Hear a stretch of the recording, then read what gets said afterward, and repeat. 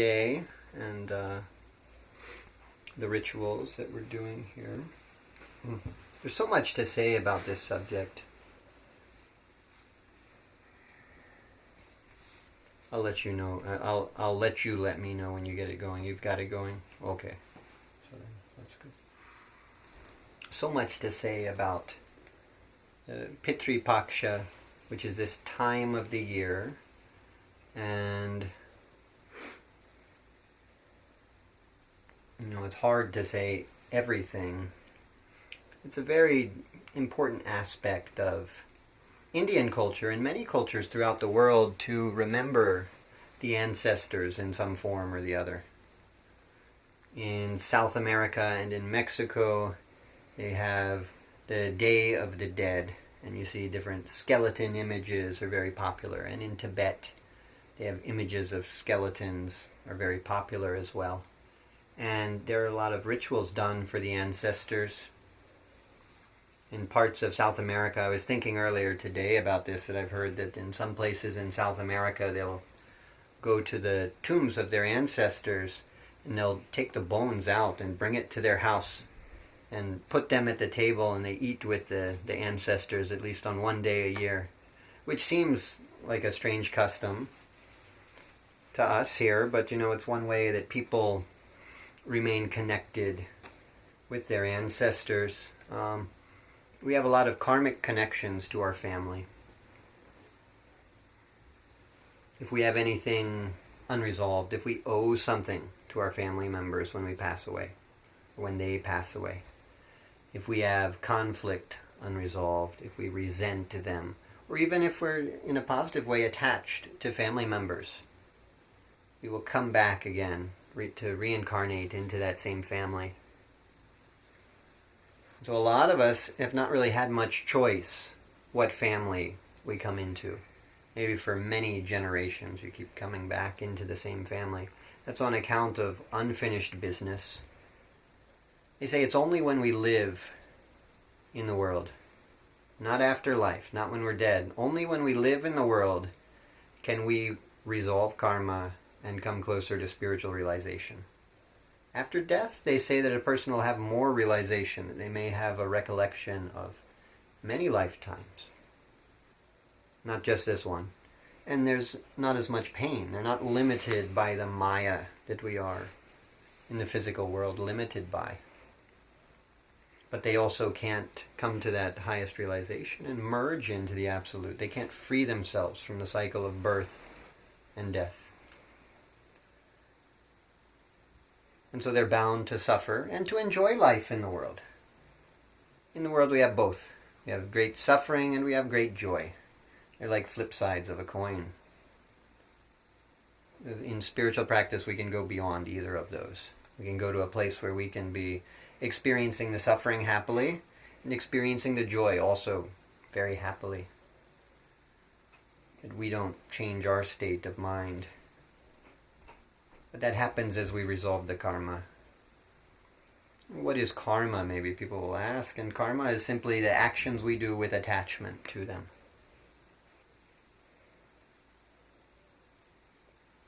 And I don't know if that makes sense. If you think about it, it might make a little sense. It can be difficult to understand. What do we mean attachment?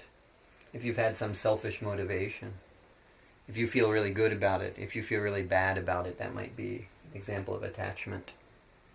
If you did some job and said, I did really well, look at that good job I did. Set up this puja altar.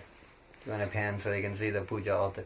I set up this puja altar and it is so beautiful. I feel so good about this job. I could feel that way.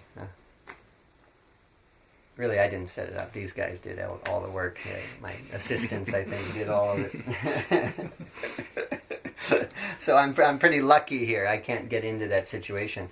But if you do get into a situation like that where you're feeling, oh, this is a great thing, I did this, and someone comes, they kick the water pot over, it spills, it's not looking so nice anymore. And so you could get really disappointed then. Oh, I worked so hard to set this up. Which is why we've got to give up those attachments I was listening to one of my gurus speak recently, and he was saying that when we get attached to the actions we're doing, we're always thinking about the past, or we're thinking about the future. But when you're doing something, you're not really the doer. You're not attached to that action at that moment. You can't really do something and at the same time be thinking, I'm doing that. When you're engaged in doing, then you're simply doing. But then after you can say, I put that flower. I put the flower well. I put the flower poorly. You can think of it in different ways after the fact, but as you're doing it, you're acting. And so that's kind of the objective in life, is to become purely in a state of doing and being without judging, without getting caught in the past and the future in this association wrongly. My guru is saying that God is the doer, and that we are not the doer. And so that's some of the purpose in life. But if there's karma, if you've done things with attachment, the kind of energy you've sent out there will come back to you, for better or for worse. If you help people, people may come to help you. If you've hurt people, people may come and hurt you. And so long as you're having these attachments, you may need experiences in the world to work through the attachments, to release the attachments. And the more that you release those, the more you see things as they are. You stop thinking of yourself as separate from everything else, because you see at a subtler level inside yourself is the same divine power that created the universe and that is within everything else around.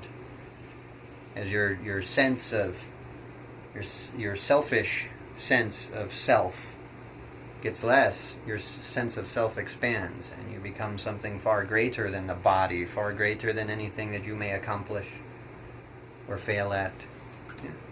It doesn't matter. That's a sign of spiritual advancement. When the ups and downs of life don't trouble you so much anymore, you know that you're making some progress in your spiritual practice. But so in order to come into this world and to work on those karmas and to have a chance to realize, or to have a chance to have fun in life, we are indebted to our parents and all of our ancestors, really. In that time when we were too young to support ourselves, there's a mother who supported our life. Each of us couldn't have been sitting here today without that sacrifice that our mother made when she carried extra weight and ate extra food and probably felt nauseous and got pain of us kicking as little babies, unborn, all that kind of thing. And the father was there to support her. And in the childhood, of course, an infant is about as helpless as an unborn child. And so without the mother's help and the father's help, we couldn't possibly be here with this chance to realize God.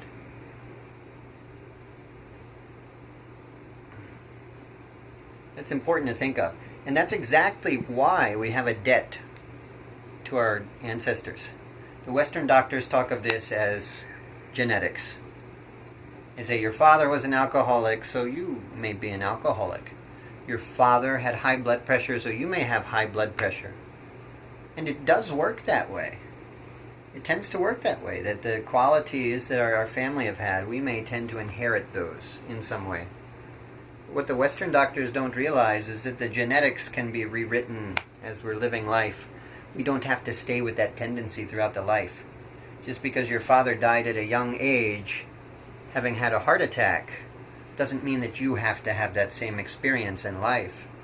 Of course, if you know you have a propensity toward heart disease, then you can watch your diet to reduce salt, reduce red meats, and get some aerobic exercise regularly, to do techniques to reduce stress, because these things help with the health of the heart. Meditate a little bit, or do some mantra practice, and this will ease your stress. Or do yoga. Yoga asana is wonderful. And then you may not have to die at a young age of a heart attack as your father did.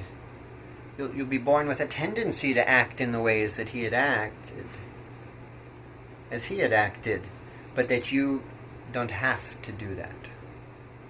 You may be inclined toward doing that, but you can work even harder and get out of that. But what we've seen is that, and what the Vedic rishis have taught, is that the reason we inherit these things from the family is because we're indebted to our ancestors, and not just the mother and father, but all of the ancestors, because our mother and father couldn't have been there to support us without the support of their mother and father, and their mother and father before that, and so on. So many things will go down through the generations. I look at the astrological charts of people, and I speak to a lot of women who they have trouble to conceive a child, and their mother had trouble to conceive a child, and her mother had trouble. Maybe throughout the generations, everyone's having miscarriages or something like that. And sometimes there's even a spiritual cause for these kind of things. But sometimes it's a physical cause. Sometimes it's black magic or whatever. There are different causes. But through prayers for the ancestors, we can help them and free ourselves from these situations. And so prayer for the ancestors is very important. We're doing much less of prayers for our ancestors in the Western countries, in the Western Christian countries now. The Catholics used to have very long rituals. And even the Catholics are shortening their rituals. They're doing away with the Latin Mass. And I loved the Latin Mass because the Latin was like mantras. It was like Sanskrit mantras. They were mystical sounds. But the Mass is getting shorter. I went to my grandmother's Catholic funeral, and I was very disappointed to see that the ritual portion of it was about 15 minutes long, which to me, that was amazing for a Catholic service. I'm not sure that we had even specially requested that. I think that's just kind of what's tending to happen. All people are having less patience for meditative practices and spiritual ceremonies, and so we're doing much less funeral rituals than we used to in the West. And we didn't used to do that much, because in India, it's amazing what's done. In Tibet, it's even more amazing. But in India, when a relative dies, there's the knowledge that if the body is cremated quickly, that it will help to release the soul. Because that soul may stay bound to the earth, trying to finish business, attached still to friends and family. If the soul sees the body incinerated, it really helps to get that picture that they've passed on from the body and that they need to move on at that point. It helps to release the soul. So that's one thing that helps in the beginning. Compared to burying, cremation can be useful for that reason. But then, so they begin rituals at that time. And rituals start as soon as the person dies. And there's rituals around the cremation. The funeral ceremony, traditional in India, they would do less now today in most cases than they were doing even 50 years ago. It's getting more expensive and more difficult to accomplish these rituals, but still some people are doing this. They would have 11 priests come for the funeral, and for 11 consecutive days after the death of the family member, they would do a full day of ceremonies.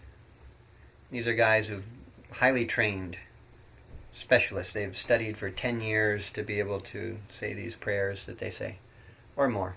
And so for 11 days after the death, they'll do these rituals. And the family will stop regular activities to some extent to participate in these. After that, for the first year, every month, they'll have the priests come again and do a monthly day of rituals. And every year for about 12 years after the death of any particular relative, then they'll do an annual ceremony called Shraddha. And the thought is that that whole process will help the ancestor's soul in their travel away from the earth. It takes some time when the soul is in the body then to travel to a higher spiritual realm. And so these prayers are designed to help the soul of the ancestor to travel to that higher spiritual realm, to prepare then for a new birth, and to help them to come down into a new birth. Through that process, it may take 12, it may take 14 years, something like that generally. The Tibetans have a technology like that, even more sophisticated. There was one Tibetan monk who came from India, by the name of Padmasambhava. The Tibetans call him Guru Rinpoche. And he wrote one text called the Tibetan Book of the Dead. Maybe he wrote some other texts like that. In his time, he said that that was too advanced for the people in Tibet. He hid it, and he predicted when people would find it. He predicted things about the people who found it. And a long time after his death, 500 years later or something like that? Something like that. They found this text, and now when someone dies in Tibet, they'll have lamas come. And the lama's dedication, they're like sannyasis. Their dedication is even more than that of a priest in India. And they'll get big groups of them, maybe 30, maybe 50, maybe 200, and they'll chant continuously for them all day long for these special mantras from this text that Padmasambhava gave them. And they'll chant for maybe 20 days or something like that. I don't know. The 49, actually. 49 days they chant. That probably depends, but... And through that process, the soul is prepared for reincarnation. They chant continuously until they bring the soul back to the world. And so that's an even more intense process there that's going on. What happens in the West very often, as I look at birth charts, we can see that sometimes the ancestors will get stuck in between realms like a ghost. And sometimes some people can feel the presence of ghosts. Around Richmond, there may be a lot of them. We have a lot of history here. We have some war history here. Around tragic and untimely deaths, souls get caught toward Earth more often. Because when someone dies in a state of being really upset, they'll send their soul to a dark place in the spiritual realm that vibrates to the same vibration as those negative feelings that they're feeling. I don't know if that makes sense. Maybe some. These concepts may make more sense if you listen to what I'm saying a few times. Take some time to take in these sorts of concepts. But, I have a recollection that when I started studying Ayurveda, one Ayurvedic doctor I was working with recommended to me that I go see a Vedic astrologer because things were not shifting as quickly as he thought they could or should for me. I went to see the Vedic astrologer and he looked at my birth chart and he said, "You have a female relative within 4 generations of yourself who died a tragic or untimely death having to do with fire." And I looked at him and I said, No. I helped my grandmother with genealogy. I'm not aware of this. You're wrong. He said, "No, I'm right. So you go and you ask your family." And so I went to the other side of the family. I went to my other grandmother and asked her, and she said, "Yes, my grandmother, 4 generations before me. My grandmother was in San Diego, and she lived on an orange farm. And in San Diego, they grow orange trees, but the frost will kill the tree. And so in those days anyway, they'd build a pot around the tree that they put fire in it. They'd call it a smudge pot. And that would keep the tree warm on a frosty night and keep them from dying. She was tending to one of these smudge pots, and she fell in and she burned. So I told the astrologer, and he said, "Yes, I think that's her." He said she was not given a proper burial, and it caused her soul to get upset, and she got stuck. For whatever reason, your karmas at the time of your birth, she came into your body. She's affecting you since the time of your birth. So I asked the family about that. Was she buried? Did she have a funeral? And they said, "Well, she must have. She must have." But they went and they looked, they had told me, at all the graves of the relatives in Texas and in California where that family was, and they found everyone's grave except for hers. So they couldn't confirm that no funeral was ever performed, but neither could they find the grave when they went to look for it. And so, very probably what this astrologer said was right. And so he said, we need to do some prayers to help her soul to move on. And he did at that time, and I felt much lighter. Throughout my life before that, I'd been experiencing some strange thoughts at times. Like, how could you leave me? How could you abandon me? I would feel that kind of thing very easily. And the way I could explain that now is by thinking, wow, that's probably what she was feeling. I was experiencing her feelings because the energy of her soul was in my body. It was affecting my health as well. It was affecting my mental clarity and my health also. And that's what I've noticed. I said this helped me so much. I felt it really had. I trained myself to recognize that. And in Ayurveda, we can recognize it taking the pulse. And in Vedic astrology, there's some clear indicators in the birth chart. And if you've seen the condition enough, you can tell just looking in someone's eyes. But I felt it helped me so much. And there are so few people anywhere able to recognize that kind of a condition and help people. I thought I should train myself to recognize that and help people with that. And I did. And what I've noticed is you see it a lot more with Americans than you do with Indians, because Indians are doing all these ceremonies for their ancestors. The other thing is a lot of Indians who do a lot of prayers will do a daily simple ceremony called Tarpanam, where they're offering water for the ancestors every day. And monthly, at the time of no moon, new moon phase, we say no moon in the Vedic astrology, Amavasya. At that time, each month, the special offerings are made. And at this time in the year, this 2 weeks, is called the Pitri Paksha or the Mahalaya Paksha. And that's the half of the month out of the year for the ancestors. During this time, we traditionally don't do any auspicious rites. You wouldn't get married during this time.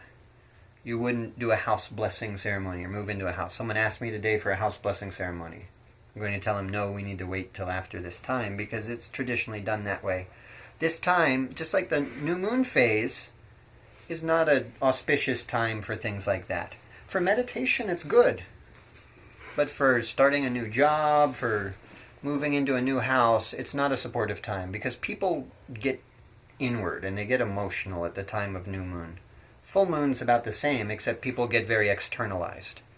People who work in hospitals can confirm you get more crazy, violent injuries at the time of full moon because people get externalized and they get agitated mentally. You work in a hospital. Do you see that, Kevin? Yeah, definitely. Yeah. At the time of full moon, more crazy accidents. And at the time of the new moon, maybe there's more suicides and things like that because people get depressed, they get introverted. They're not as clear, but because the mind is moving within already, it's a good time to meditate, perhaps. And so in the same way, this time of the year is kind of like that. It's very conducive for connecting with our ancestors. And I've encouraged a lot of people who are suffering from their family karmas. When you look at the birth chart, you can often see a connection. This person says, I have this problem, and you can see their father had the problem. And you ask them, he says, yeah, my father had that too. And so in that case, making some simple offerings for your ancestors can be very helpful. You help their souls in their process to move on, and you free yourself from those family karmas. It's very useful. And people remain connected to their ancestors in that way. When the soul first leaves the body, it doesn't go immediately to that higher spiritual realm. It takes some time because the vibration of the astral body is very dense and slow here when it's in the physical realm, and when it's moving to the subtler realm, it takes some time for the vibration frequency to change. It takes some time for the travel. It's like there's a space, so to speak, to traverse. That takes some time. It can be sped up when prayers are offered. But the further away from Earth that the ancestor gets, the more memory they get of previous lives. The more clarity of vision they get to see the way that nature is and to see all of their past lives. And they get more spiritual power as well. So right after death, they make a distinction. They say that the soul is in like a preta body, out of the physical body. In that case, they call it preta. They say the soul forms a temporary preta body, which is just the Sanskrit name for that. That's basically a soul in transit. But then later, when we're doing the rituals, after a year or so, maybe that preta will come to the higher realm. They sometimes call Pitri Loka, the realm of the ancestors. It's basically a higher part of the astral realm, closer to where the angels, the devas, are. And at that time they called them Pitris. They might use the word Matri also, mother. Pitri means father. But they called them Pitris at that time. And Pitris can mean the female ancestors and the male ancestors. At that point they don't have any gender. In the physical body there's a gender. The soul doesn't have a gender. And so they call them Pitris. And the Pitris in the Hindu tradition are worshipped in the same way the gods are worshipped, the Devas. The Devas are like archangels in Christianity. They have power to bless us. They're all one aspect of the same one divine power. But our ancestors at that point, they have great power to heal us, to answer our questions, to bless us. And so when the soul is in transit, we make offerings for that soul to help in that process, in the same way you'd make an offering to a hungry animal or a hungry person. You give them some food because they're hungry. We make offerings that helps them. The Pitris, however, we make offerings to them in the same way we make offerings to the Devas. Because if you offer, and this is the theory in any puja, the things you offer, it gets blessed. Because the pranas, the life force of the flower and the fruits, can be used by the angelic beings and the ancestors in the inner realm to send blessings and energy to us. I've seen it many times that when people start doing these rituals, they'll be visited then in their dreams or in their meditation by their ancestors. And the ancestors will sometimes answer difficult questions for them. They'll sometimes do healing work. I had been very sick for 3 weeks years ago. And I was saying all kind of prayers to God, saying, God, heal me, God, help me. And I was feeling so sick, I was having trouble to work even, I'd come home from work and I was having so much pain, I'd just go into my prayer room and pray, pray, pray. After 3 weeks of this prayer, I gave it up. I said, oh well, I guess God wants me to have this. I said, oh well. And I went out and I was trying to accept it, but I was not happy to accept it. And I was crying a little bit. Because I was feeling, why me, And God was just like, okay, you cry it out. You'll get through it. But in those days, I kept a separate altar, as they sometimes recommend, toward the south. You keep the ancestors toward the south, apart from the altar where you have the god. If you look toward the south, that's the direction of the ancestors. It's the direction of Lord Yama, who's like the angel of death. He helps and guides the souls, the departed souls. And so when you look to the south, you can more easily connect with the ancestors. It's not logistically easy for me to look south here. Otherwise, I'd be trying to look south as I say these prayers for the ancestors. But as I came out of my prayer room, I walked by that altar. And there, I made a lot of offerings there every day of the black sesame seeds, which are sacred for the ancestors, and water. I would make those offerings. And as per tradition, I would not take that as a blessing. Because if you're making the offering for the souls in transit, it may not get blessed. They may use it, may get some bad energy on it instead. So you pour it outside and let it go back to the earth. Maybe animals will eat it. Sometimes the animals don't even want it. If the energy is that bad, the animals leave it alone. But in this case, some of my ancestors, I guess, had blessed this for me. Because when I came out of the prayer room with tears in my eyes, I felt drawn over there. And I went over there and I heard my great-grandmother, great-great-grandmother, who had been with me from the time of my childhood. As her soul started to ascend, she was very grateful that we had done this prayer ceremony for her to release her soul. And this had been some time, some years since then, so her soul had really ascended to a higher place. And I heard her say to me, take the water. And so I took the water, and I drank the water as I was being instructed, and the pain stopped. I was healed. So in that case, my ancestors healed me. I had that experience. And I've heard other people tell stories like this. It's amazing what our relatives can do. That's some of the way they say they prepare for the next life, is by staying and being like guardian angels to guide their living descendants. So if we make these offerings, it helps them. They're there trying to answer our questions, trying to heal us, trying to help us, trying to bless us. If we make offerings for them, it helps. and it helps cut us off from the karmas of the family. It helps departed souls to move on in their travel. Sometimes when people can't have children, the problem is they've not been doing prayers for their ancestors. So the people who are destined to come back into the family, they're not ready to come. So that's one answer they say. They say if you can't have children, make offerings to the ancestors. Then the soul will get ready to come. And when they're ready, you can have the right child to come. So these prayers can be very important. There's so much more I could say about this, but